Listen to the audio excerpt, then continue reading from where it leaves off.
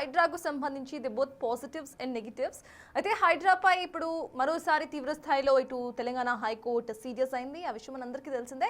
కూల్చివేతలపై గతంలో అనుసరించాల్సిన పద్ధతులను చెప్పినా సరే వాటిని ఉల్లంఘించడంపై ఇప్పుడు ఆగ్రహం వ్యక్తం చేసింది కోర్టు.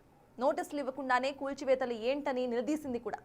తీరు మార్చుకోకపోతే ఖచ్చితంగా కఠినంగా వ్యవహరించాల్సి ఉంటుందని హెచ్చరించింది హైకోర్టు. ఇదే సమయంలో హైకోర్టు ఇటు హైడ్రా చర్యలపై సంతోషాన్ని వ్యక్తం చేస్తున్నారు కొంతమంది కాలనీ వాసులు సైతం. పార్కుల భూములు, చెరువులను కబ్జాకారుల నుంచి వీళ్ళు కాపాడుతున్నారంటూ కూడా కొన్ని బ్యానర్స్ పట్టుకొని మద్దతు చేస్తున్నారు. ఆ విజువల్స్ ని సైతం మనం చూస్తున్నాము. Thank you HYDRAA for clearing the choked nala at Maitrivaram అంటూ కూడా వాళ్ళు ర్యాలీ చేస్తున్న విజువల్స్ ని సైతం మనం చూస్తున్నాము. అయితే హైడ్రా వల్ల వీఆర్ సీయింగ్ పాజిటివ్స్ అండ్ కొన్ని నెగిటివ్స్ సైతం చూస్తున్నాం. దీనికి సంబంధించి will talk about it. So yes sir, it's about HYDRAA. Recently ఇటు జూబ్లీ ఎలక్షన్స్, బైపోల్ ఎలక్షన్స్ టైంలో కూడా హైడ్రాని పెద్ద బూచ్లాగా చూపించింది బీఆర్ఎస్. దానివల్ల కూడా ఓట్ బ్యాంక్ సాధించే అవకాశం ఉందనుకుంది. And yes, everyone thought it is possible. But Hydraa అనేది ప్రెసెంట్ ఉన్న సొసైటీకి ఒక బూనా బానా అంటే మీరు ఏమంటారు sir? Is it profitable or not?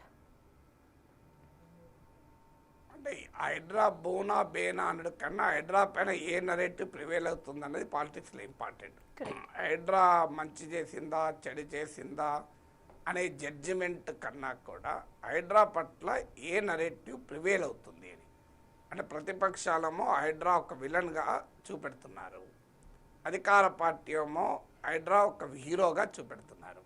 So అందువల్ల ఏది ప్రివేల్ అవుతుంది అనేది రాజకీయాల్లో కీలకం. వాస్తవంగా ఏమి చేస్తున్నారు అన్నదానికన్నా ప్రజలు దాని గురించి ఏమని భావిస్తున్నారు అన్నది కీలకమవుతుంది.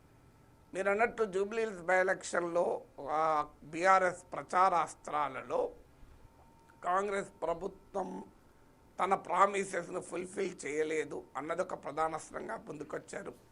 కేసీఆర్ హయాంలోనే హైదరాబాద్లో అభివృద్ధి జరిగింది అనేది రెండో అంశంగా చెప్పారు. మూడో అంశంగా బాగా ప్రముఖంగా చెప్పింది హైడ్రా. ఎందుకంటే హైడ్రా వల్ల పాపులర్ నరేటివ్ వ్యతిరేకంగా ఉందని బీఆర్ఎస్ నమ్మింది. కానీ ఆచరణలో జూబ్లీహిల్స్ రిజల్ట్ చూస్తే హైడ్రా అనేది పాపులర్ డిస్కోర్స్లో ఉంది తప్ప ప్రజల ఓటింగ్ బిహేవియర్ పైన ప్రభావం చూపినట్టుగా లేదు. సో బీఆర్ఎస్ ఎంత పెద్ద ఎత్తున కంపెనీ. దీనికి కారణం ఏంటంటే హైడ్రా పట్ల మీకు పబ్లిక్ డొమైన్లో జరుగుతున్న డిస్కషన్ వేరు, అల్టిమేట్గా క్షేత్రస్థాయిలో ఎంతమంది హైడ్రాతో ఇంపాక్ట్ అవుతారు. నిజంగానే హైడ్రా పొరపాటున కూల్చారనుకోండి, ఆ కాలనీ వాళ్ళు, ఆ ఏరియా వాళ్ళు, నష్టపోయిన వాళ్ళు ప్రివేల్ అవుతారు. మొత్తం వేలాది మంది, లక్షలాది మంది ఓటర్ల పైన హైడ్రా ప్రభావం ఎంత మేరకు ఉంటుంది అనేది క్వశ్చన్. ఈవెన్ విచక్షణారహితంగా కూల్చిన కానీ హైకోర్టు పదే పదే హైడ్రాను విమర్శించడము, హైడ్రాను మందలించడం వల్ల కాస్త జనంలో మాత్రం హైడ్రా ఏదో తప్పు చేస్తుంది అనే భావన అయితే ఖచ్చితంగా కలిగింది. దానికి తోడు ఈ కూల్చడం అనేది విజువల్స్లో చూడడము, మా పేదల పైన పడతారా అనడము, మీరు పెద్దల గురించి మాట్లాడారు తప్ప పెద్దల జోలికి ఎందుకు పోరు అని. ఇప్పుడు ఓవైసీకి సంబంధించింది ఇతరత్ర వాటిని రైజ్ చేయడం ప్రతిపక్షాలు. అందువల్ల హైడ్రా పైన ఒక mixed narrative, mixed public opinion ప్రజల్లో ఉంది. ఖచ్చితంగా హైడ్రా తన పబ్లిక్ రిలేషన్స్ ఎక్సర్సైజ్ మార్చుకోవాలి. సో డెఫినెట్గా హైడ్రా ఇప్పటి వరకు పనిచేస్తున్న విధానం పైన ఒక పబ్లిక్ డిబేట్, ఎందుకంటే ఒక పబ్లిక్ పాలసీ సక్సెస్ కావటానికి పబ్లిక్ కమ్యూనికేషన్ కూడా చాలా కీలకం. మేము ఏకపక్షంగా చేస్తాము అంటే యాక్సెప్ట్ చేయరు.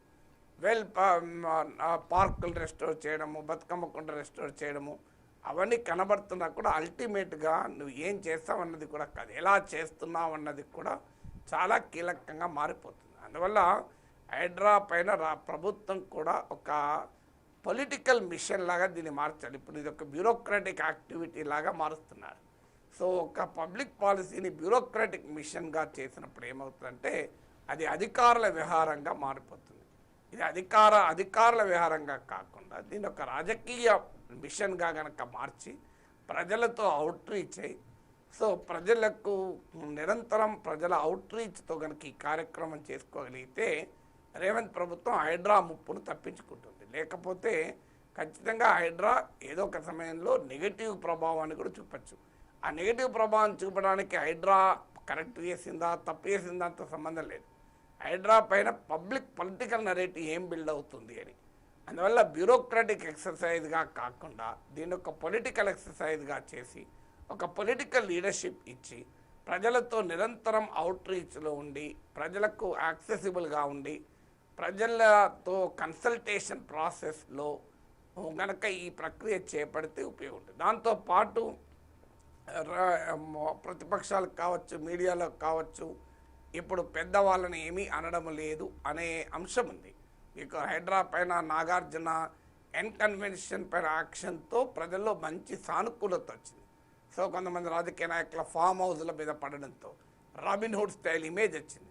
ఆ రాబిన్హుడ్ స్టైల్ ఇమేజ్తో పెద్ద ఎత్తున ఎక్స్పెక్టేషన్స్ కూడా పెరిగాయి. సో అందువల్ల హైడ్రా ఒక పబ్లిక్ రిలేషన్ ఎక్సర్సైజ్ చేయాలి. తర్వాత ఎప్పుడు కూడా ఒక క్లారిటీ ఉండాలి, పాలసీ క్లారిటీ. ఇప్పుడు బడా బాబులు ఆక్రమిస్తే నిర్దాక్షిణ్యంగా తొలగించాల్సిందే, కానీ నిరుపేదలు ఆక్రమించిన చోట వాళ్ళకు ప్రత్యామ్నాయం చూపెట్టాల్సిందే. వాళ్ళ ఆక్రమణదారులకు కారు, వారు బతుకు కొరకు ఈ మహానగరంలో బతకడం కొరకు ఇల్లు కట్టుకున్న వాళ్ళే తప్ప వాళ్ళు ఆక్రమణదారులు అన్నారు. వాళ్ళని చొరబాటుదారులు, ఆక్రమణదారులుగా మనం భావించకూడదు. అలాగే మిడిల్ క్లాస్ ఉన్నారు. మిడిల్ క్లాస్ అయితే ఈ పరిగమాల వ్యవస్థలో, అవినీతి వ్యవస్థలో ప్రభుత్వ శాఖలే అనుమతులు ఇచ్చి వెంచర్లు లేఅవుట్లు వేస్తే వాళ్ళకి పవరు, వాటర్ అన్నీ ఇస్తే వాళ్ళు కొనుక్కున్నారు. వాళ్ళు మోసపోయిన వాళ్ళు, దే ఆర్ డిసీవ్ అయిన వాళ్ళు. సో వాళ్ళు బాధితులు తప్ప నిందితులకు కాదు. అందువల్ల హైడ్రా స్పష్టత ఉండాలి. పేదలేమో వారు ఆక్రమణదారులకు కారు, వారు బతుకు కొరకు, సర్వైవల్ కొరకు వాళ్ళు ఆక్యుపై చేయొచ్చు. మిడిల్ క్లాస్ వాళ్ళేమో నిందితులు కారు, బాధితులు. ఇక నిందితులు ఎవరు? బడాబాబులు. సో ఈ క్లారిటీతో కనుక హైడ్రా పని చేస్తే డెఫినెట్గా సక్సెస్ అవుతుంది.